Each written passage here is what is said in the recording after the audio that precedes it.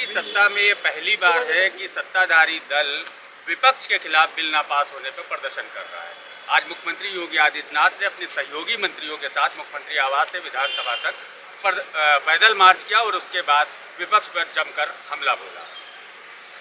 Deputy CM Keshav Prasad Maurya ने कहा, महिलाओं को आरक्षण नहीं तो सपा को वोट नहीं। इन सब बातों के आखिर क्या मायने हैं? समाजवादी पार्टी के तेज तर्रार प्रवक्ता राजकुमार भाटी हमारे साथ मौजूद हैं। सर, इनके क्या मायने हैं निकलते हैं? इनके मायने ये हैं कि ये देश को उल्लू समझ रहे हैं, देश को उल्लू बनाना चाहते हैं। महिला आरक्षण बिल 2023 में पास हो चुका है। समाजवादी पार्टी कांग्रेस के समर्थन से पास हुआ, सर्वसम्मति से पास हुआ। उसे अगर दबाए बैठे हैं तो माननीय मोदी जी दबाए बैठे हैं। महिला आरक्षण लागू नहीं करना चाहते तो मोदी जी लागू नहीं करना चाहते। योगी जी को दिल्ली में जाकर प्रधानमंत्री आवास तक पदयात्रा निकालनी चाहिए और मांग करनी चाहिए कि मोदी जी 2023 में जो कानून बन चुका है 16 अप्रैल 2026 को जिसकी अधिसूचना जारी करी है केंद्र सरकार ने, उस कानून को तुरंत लागू करें। महिला आरक्षण बिल का परसीमन से और जनगणना से कोई लेना देना नहीं है। ये महिलाओं की आड़ में महिलाओं के कंधे पर बंदूक रख के अपने राजनीतिक उल्लू सीधा करना चाहते हैं। महिला आरक्षण के बहाने से परसीमन में धांधली करना चाहते हैं। जो संसद में बिल गिरा है वो परसीमन का बिल गिरा है। महिला आरक्षण का बिल अपनी जगह कानून बन चुका है वो, और उसे लागू करने में देरी कर रही है मोदी जी की सरकार। मोदी जी ने सदन में एक बात साफ कही थी कि अगर आप लोगों ने ये बिल पास नहीं किया तो इसका राजनीतिक लाभ हमको मिलेगा। ये उन्होंने बात कही तो सभी ने इस पर हंसा भी था। तो क्या लगता है कि राजनीतिक लाभ का चक्कर है पूरा?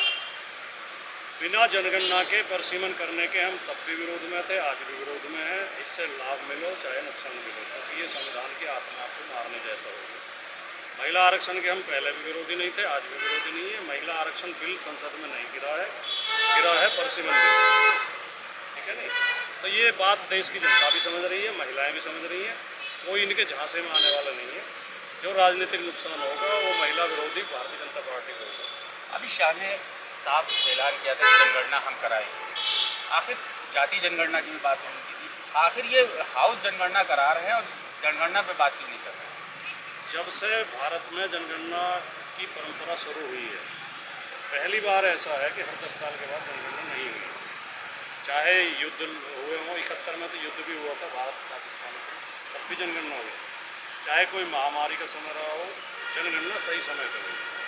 पहली बार ये बहाना लगा के जनगणना टाल रहे हैं, क्योंकि इन्हें जनगणना कराएंगे तो जाति जनगणना करानी पड़ेगी।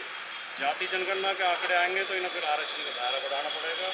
ये आरक्षण विरोधी हैं, सामाजिक न्याय के विरोधी हैं, पीडीए के विरोधी हैं, पिछड़े दलित आदिवासियों के विरोधी हैं, महिलाओं के विरोधी हैं। इसलिए बहाना बनाकर उसे टाल रहे हैं लगातार, और ये बात देश की जनता समझ रही है। आज बड़ी संख्या में समाजवादी पार्टी के लोगों, कई दलों के लोगों ने सपा ज्वाइन की है। इसमें क्या कहेंगे और उसमें आपका योगदान काफ़ी बड़ा रहा है? उत्तर प्रदेश की जनता भारतीय जनता पार्टी के कुशासन से, जन विरोधी नीतियों से, इनकी जातिवाद और सांप्रदायिकता से उब चुकी है। इस सरकार को बदलना चाहती है।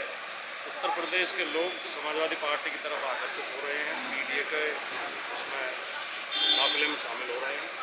यही वजह है कि हर सप्ताह दूसरी पार्टियों को छोड़ के भारी संख्या में लोग समाजवादी पार्टी में आ रहे हैं। उसी की कड़ी में आज भी बहुत सारे लोगों ने पार्टी ज्वाइन की, और ये समाजवादी पार्टी के लिए शुभ संकेत है। 2027 में समाजवादी पार्टी बहुत अच्छे बहुमत से सरकार बनाएगी। बहुत शुक्रिया हमसे बात करने के लिए। चूँकि आपको कहीं जाना भी था, आपने पहले ही कह दिया था कि समय कम है।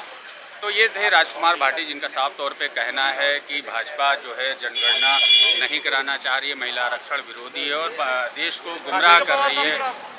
उत्तर प्रदेश सरकार को अगर प्रदर्शन करना है तो उत्तर प्रदेश से लेके दिल्ली प्रधानमंत्री आवास तक प्रदर्शन करना चाहिए और प्रधानमंत्री से मांग करना चाहिए कि महिला आरक्षण बिल जो 2023 में पास हो चुका है उसको लागू करें। सैयद आकिल, श्री न्यूज़, लखनऊ।